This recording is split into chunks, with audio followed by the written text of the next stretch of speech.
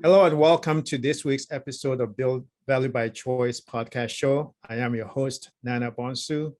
Today's topic is about the current tax law changes that have been discussed in Congress and what it means to the business owner's decision when it comes to a buy-sell transaction from a certified professional accountant or CPA's perspective. My guest today is Martha. And Martha I'm going to spend a little bit of time, Martha Sullivan. So I'm going to spend a little bit of time to give a background of Martha.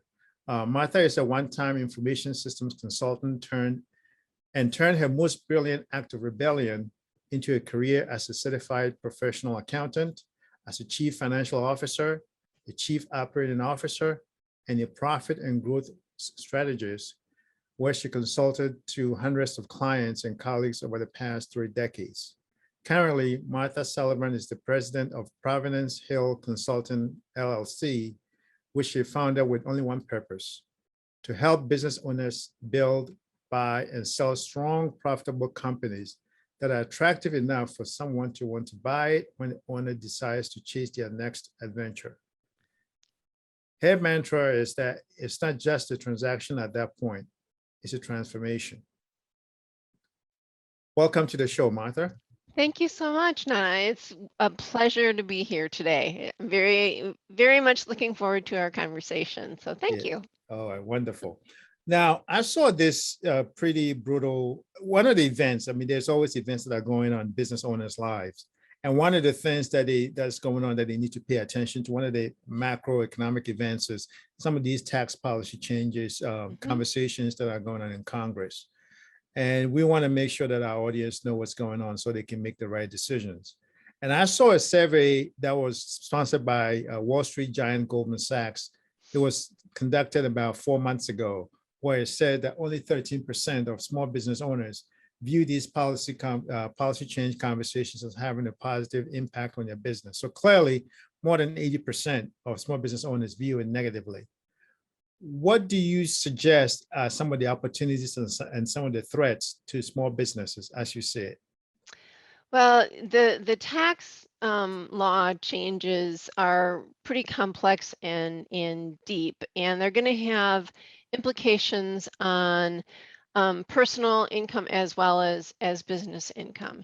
And one of the two in particular that have caught a lot of attention have to do with the capital gains rate changes, as well as changes to the estate tax unified exemption for the amount that falls outside of the estate tax rules. Presently, that is a little over 11 million per person. If you're married and couple, that goes up to 22 million that should you pass away, your estate would be able to exclude that.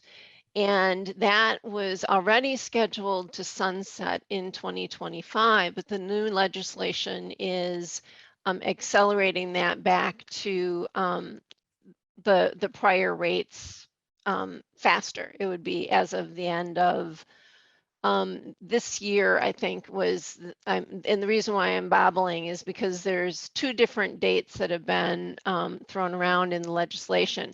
The estate tax change, I believe, is at the end of the year, December 31. The other change that's really catching a lot of business owners, especially those that have been thinking about transitioning their business, is around the capital gains rate. And capital gains rates going up to a max of north of 25%, as opposed to, and then you layer in other Medicare components. So it gets really much more expensive from a taxation standpoint on capital gains, where the max is 20% now. So that's got a lot of business owners, particularly those thinking about transitioning ownership, really thinking about, what do I do? How do I navigate those? And then there's a myriad of other aspects of the tax bill that are going to influence businesses as well as individuals. Wonderful. So one of the things, I mean, so since the estate, the proposed estate tax changes are the one that I seem to, is going to be accelerated or, move closer. So I want to kind of tackle that. So Mhm. I assume that this means that business owners need to be talking to their estate planners immediately. And if the estate planners, if they have one and the estate planner is not talking to them about the tax implications, perhaps that's an issue. What are some of the things that, what are some of the things that some of the conversations or questions that, you think business owners should be asking their estate tax planners or attorneys? And what are some of the tools and resources that you think are going to be obsolete as a result?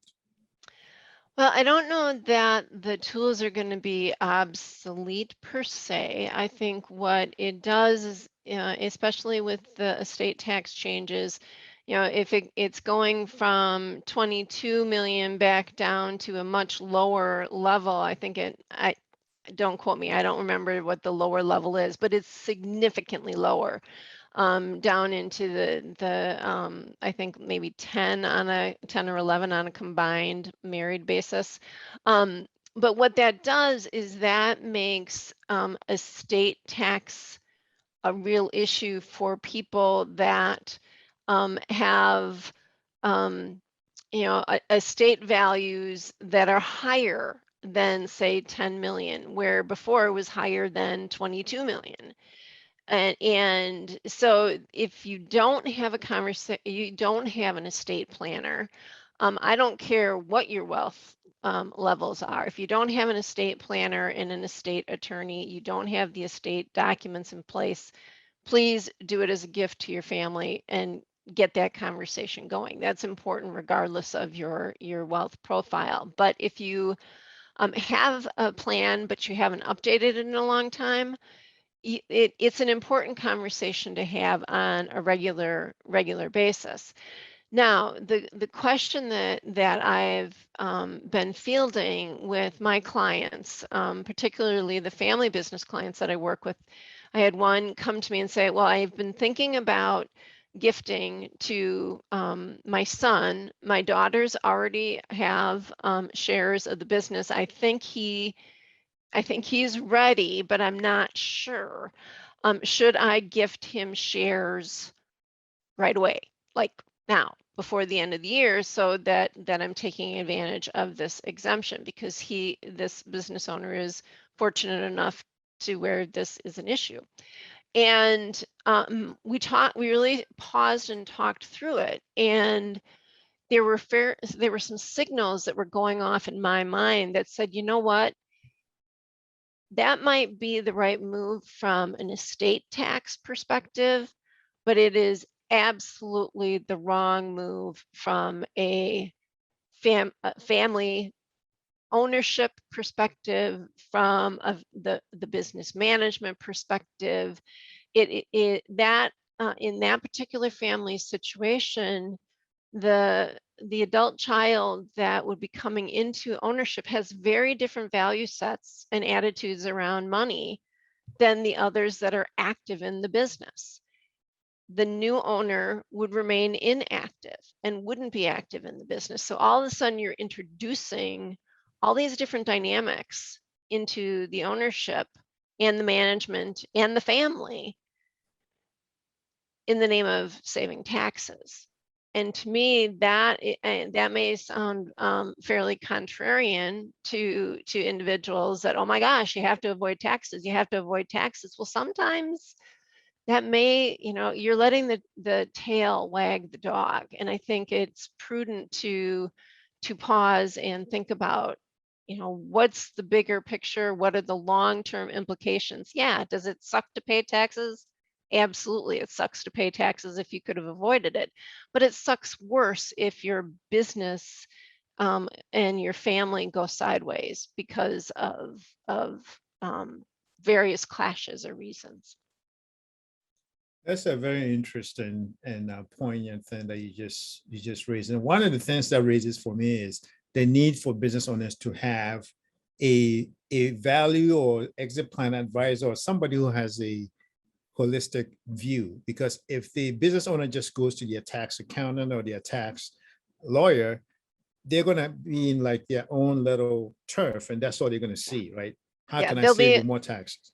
that's going to be their primary motivator. They may understand that there are these other issues kind of involved, but their charge for their client is to give them sound tax advice, not to necessarily look at the bigger picture. And quite frankly, the tax advisors may not be aware or even have um, the training and experience to say, okay, let's take a time out here for a moment and look at that bigger picture. They may not even know that there's this family dynamic going on, that they could be rushing the business owner to add poison to the punch, and that's an unintended consequence, but it can happen when the wrong motives are driving the bus. Right. So that is the analogy that I can think of is a primary care physician. Like, who's the family doctor? Who's the business doctor? Because you want to go to your primary care physician and have them refer you to the specialist, right? To the neurosurgeon or to the anesthesiologist. So it sounds to me that the business owners, instead of maybe rushing to their tax accountant, tax attorney, or their estate planner, maybe they should go to their business strategist or business advisor first. Is that a good analogy? Or Yeah, I think that's a good analogy. I think it's important for business owners to have their a team of advisors. The role that I serve, yes, I'm a CPA, but I'm a very as you said in the introduction, I'm kind of a different bear, and I got my CPA out of an act of rebellion after being told, you can't do that, you're not a CPA. Okay, well, I took care of that. But ultimately, the work that I do is helping business owners that are thinking about the growth and long-term exit strategy that they have for their company, thinking about all those pictures, thinking about, how do I balance my personal objectives and goals, what I want to achieve with my life, my personal financial goals, and my business goals, and how does that all fit together within a plan? And if they've got the time and bandwidth to work on growing the value before they exit the business, that's ideal. But yes, I think going to somebody who has that broader picture and understands the motivation is very helpful. And then you work with that person to bring other key members of the team to the table, and the owner basically charges the team to go run the plays. Some people call it, oh, the value growth advisor or the exit planner is the quarterback. Well, I don't really like the football analogy. I really liken it more to a basketball team.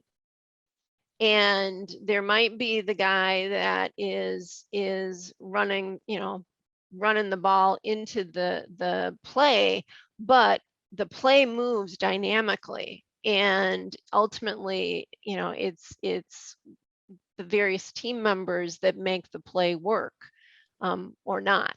And that's my analogy in terms of having an advisory team. now, a business owner may have like a board of advisors, but they may not have the person with this kind of skill set, right? They're multifaceted, because they may have like a CPA on their staff, on their advisory board or Yep. Board of directors. They may have an attorney and whatnot, but they may just have, it's just a bunch of different viewpoints that are just sitting there and just coming to the table. And that could end up either confusing the owner, or the owner may just kind of delegate it to one of their management team, because usually like a board of directors, they have like an audit committee and they have like an IT committee and that kind of thing. So what I'm trying to drive at is the gap that is there for the what is the exit plan, somebody with that skill set or that training. Yep. To be, if you don't have an advisory board, if you have a board of directors but not an advisory board, you need to have that a person with that kind of training background or skill set in there. And how do they go and find those kind of caliber of people to add to the advisory board or to add to your board of directors? You know, most companies, at least most of the companies in the middle market, lower middle market, don't have boards of advisors or boards of directors. They do rely on their pool of advisors, and very often the CPA is considered to be one of their most trusted advisor. I've spent years in CPA firm environments, and what I can speak to is networking. I think is the important thing for the business owner to do, and talking to their various advisors and learning more about the concept of exit planning, the concept of what an exit planner does, because as you know, as a certified exit planning advisor, what I'm certified in is this holistic view. And you can go to the Exit Planning Institute and look for a certified exit planning advisor in your area and network within your advisory community to see who knows who. Wealth advisors are also very helpful in connecting you with other advisors that can help you with this type of conversation, as I found as well. There are a lot of wealth advisors that have gone through the Certified Exit Planning Advisor, the CEPA program, and they also have that holistic perspective, which is, I think, outstanding. Because that's really where the conversation should start in terms of the financial plan and what do you need out of the business so you can live happily ever after, as opposed to sharing kibble in the kid's basement, as I refer to it as. Yeah. And then there are also like certified valid builder advisors. Yes. That also have those networks. Yep. Who are some of the people and what are some of the things that business owners should be paying attention to when it comes to these tax law changes that are being discussed? So the other piece of it, we talked about the estate piece. We didn't talk about the capital gains piece of it. And that's another reason why business owners are thinking seriously about trying to get a deal done by the end of the year. And I'm going to kind of go contrarian again here and basically say, take a deep breath and just pause here. As we're recording this, we are in the middle of October. If you don't have a deal on the table, you don't have a bona fide offer that's already in negotiations and potentially due diligence by now, trying to pull together a sale transaction to avoid the capital gains tax is a fool's journey in my experience and opinion, because the average for time for a transaction to come together is 9 months.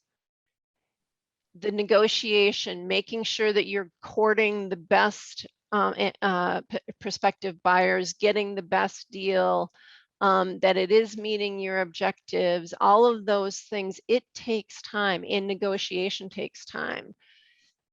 We're 2.5 months away from the end of the year. If you don't have your ducks in a row, already in the pond and swimming, you're not going to have a good outcome. And the other wild card in this is that the proposed legislation currently ties the capital gains changes to the date of the law's introduction into the conversation, which was September 13th. So you could haul tail to get a deal done that may not be optimal by 12/31 and it not make a hill of beans a difference. You could still potentially be subject to the higher capital gains rate. So that's why I think it's a fool's journey. Don't let the tail wag the dog. Yeah, Good advice. I'm going to switch a little bit since you said discussing about some of the exit stuff. According to your Yeah. own exit planning institute, since you're the are you still the president of the Wisconsin chapter of the Exit Planning Institute? I am one of the co-founders. I was the president for 3 years, and I'm now the shall we say, the president emeritus, Right. the immediate past president, but I'm still on the leadership team. It's an organization that's near and dear to my heart. Right. And one of the surveys that the organization did, it found out that was only 17%, because as part of the due diligence that you had alluded to, if business owners haven't done their due diligence by now, it's not worth trying to make a deal by year's end because there's just not enough time. Only 17% have gotten a business valuation done in the last 2 years. Can you share with us what some of the reasons are that makes so few owners get valuation on a regular basis?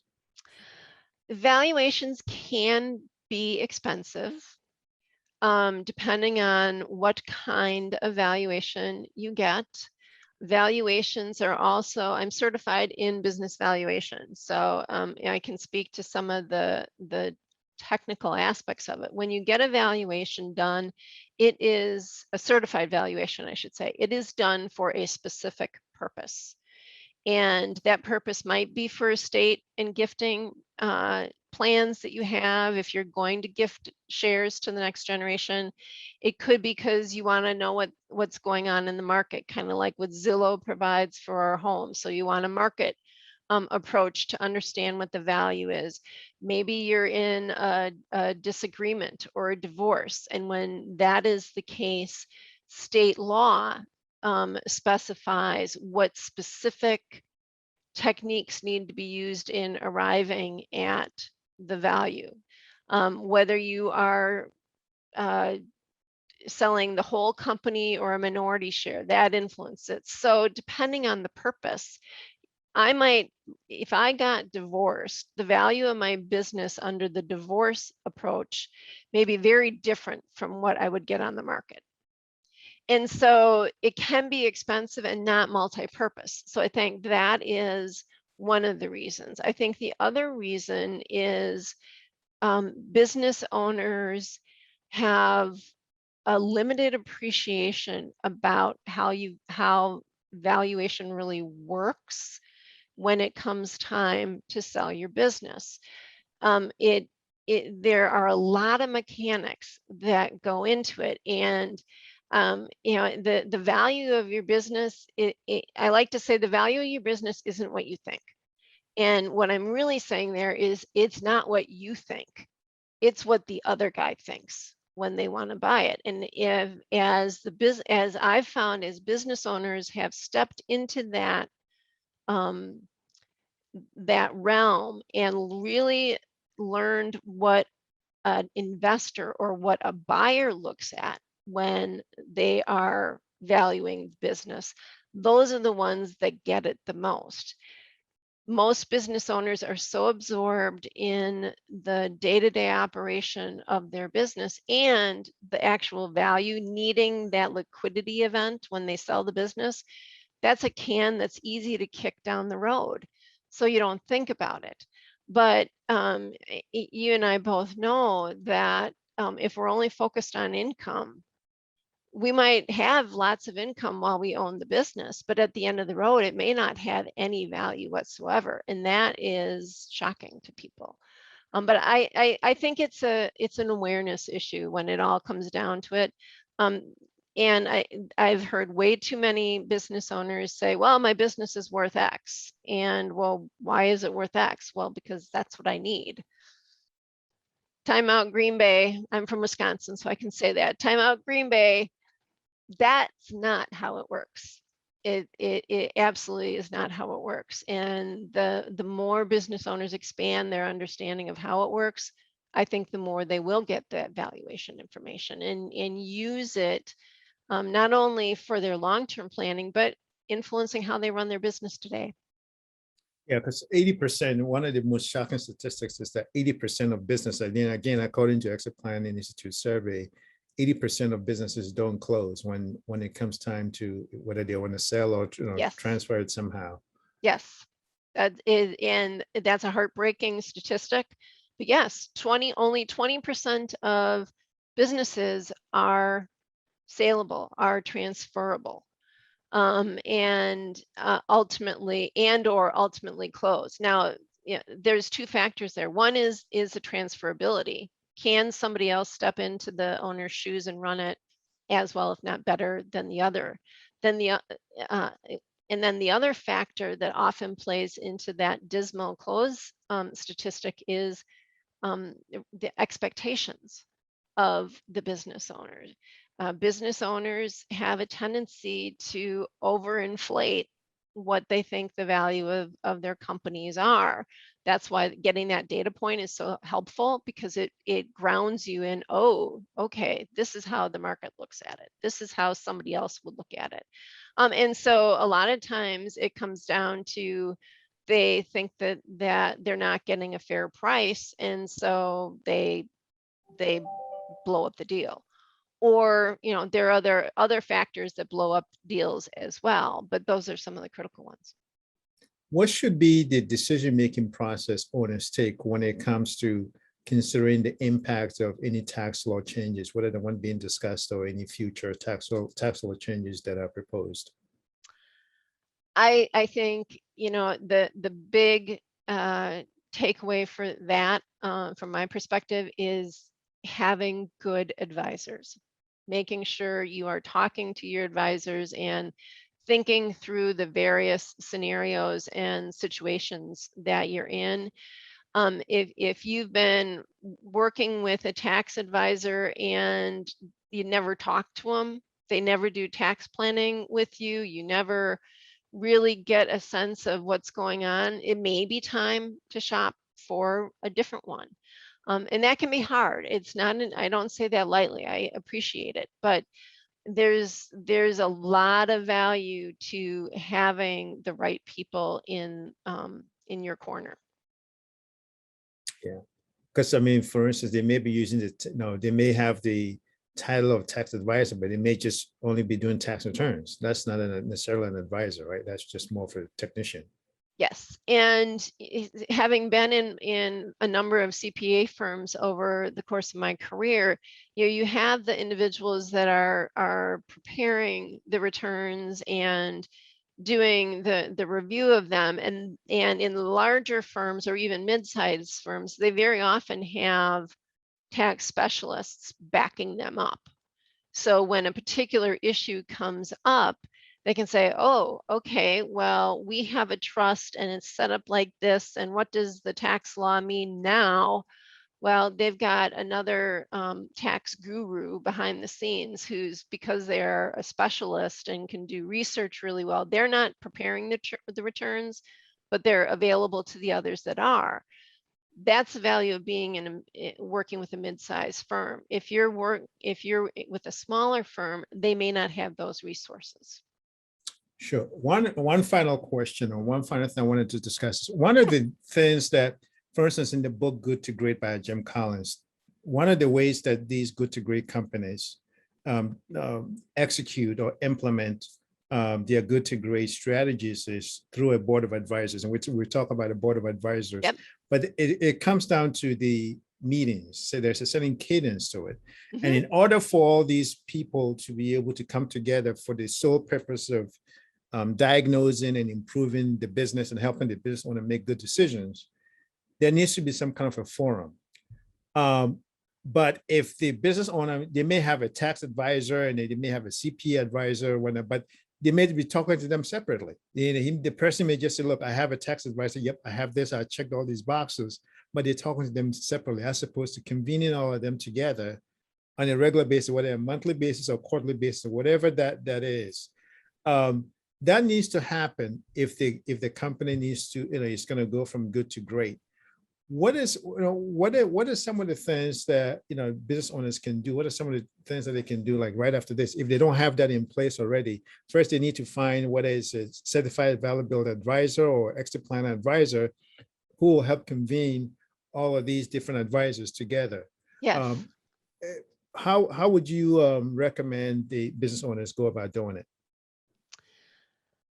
I think first and foremost, the business owner wants to be clear within their own mind what she's looking for out of this group and what um, her marching orders might be to this group. I think the business owner also needs to think about, how long have I had the relationship with this person? Have we been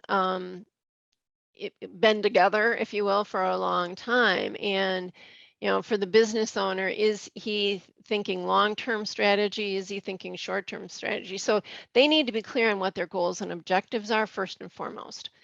They may or may not be ready to go to the level of establishing a board of advisors or a board of directors, because sometimes it feels like I am a huge proponent of it. So this is not giving business owners an out, but there's fear that they'll be losing control if they have a board of advisors or a board of directors. Now, a board of advisors has no control. A board of directors has fiduciary responsibility. So there is a difference, but if you're just dipping your toe in the water, just start talking to the advisors that you have. And first and foremost, make sure that they are open to collaborating with other advisors, that they have collaborated with other advisors.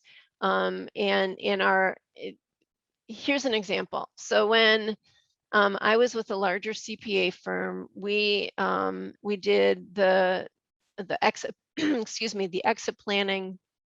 They did some investment banking in selling the actual businesses, taking them to market. We had a wealth management division. We had the tax accountants. We had the business accounting. We were by design becoming a one-stop shop. So if somebody else, were using us for tax, but had other advisors, a different wealth advisor that they wanted to work with, that other wealth advisor was very uncomfortable working with that CPA because they were fearful that, we as the CPAs might try to poach them to come in under our wealth management. And that's not how we worked, but it's an understandable fear. So I think business owners really need to have a sense that the people on their team have that spirit of collaboration, have that understanding about who owns what part of what relationship, and secondly, and just as importantly, that they're competent.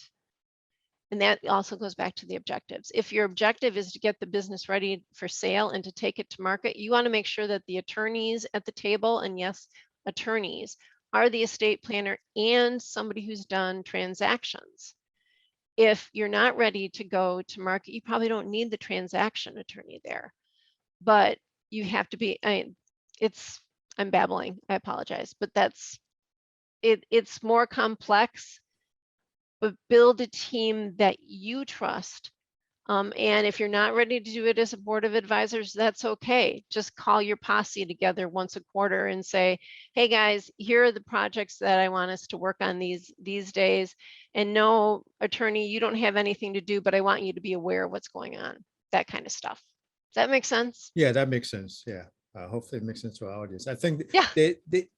just to summarize, the bottom line is the best process is to convene the board of advisors and Yes. then put on as part of the agenda item, hey, there's this event that's happening or about to happen. This one is the tax law change. What does this mean to me from your various, expertise perspectives? Yes. Yeah. And then kind of go from there, right? And then kind of arrive at a holistic, optimal approach for the business, which means whatever strategy that you had in mind at the beginning of the year, we had a different administration, right? So maybe now is the time for you to make that adjustment over the next 12 months, so. Well, now is a great time, and a great way to leverage that board of advisors is in the overall strategic planning process. We do a lot of that with our clients, where we think about what is the long range plan. And not only leveraging your management team, but that's a great thing to be bouncing off your board of advisors is here's what we're thinking. What angles do you have on our assumptions and our goals and our strategies? So wholeheartedly agree with you. Right. What just to kind of cap it off, what 2 or 3 things that would you like to leave our audience with? Yeah, I think the as it relates to the tax law, I come back to the side of don't let the tail wag the dog.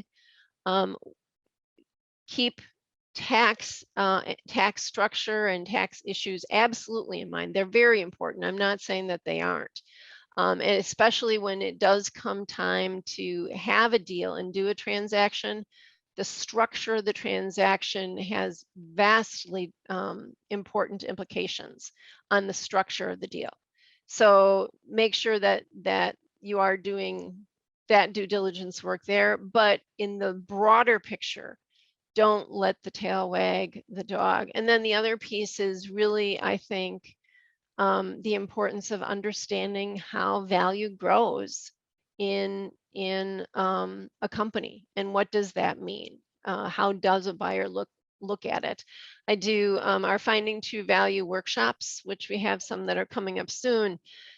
It's really that's a 6-month intensive in a small group environment where business owners get to explore this in a safe space as to what does it really mean to grow a valuable and sustainable business that meets their alternatives. So that would be the other thing that I could offer, and you can find out more about that on our website at providencehill.com.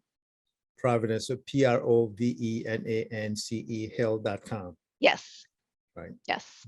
All right, great. Well, that's a wonderful. Thanks for sharing your insights and knowledge with us today. Thank Martha. you. This was fun. I appreciated the conversation. Wonderful. And just a wrap for this week. And I invite our listeners to go to www.infhorizons.com or to Providence, the Providence website to check out their workshops that Martha just mentioned. You can also join us for additional conversation on our Facebook page, the community page for Build Value by Choice. So till next week, have a good one. Bye-bye.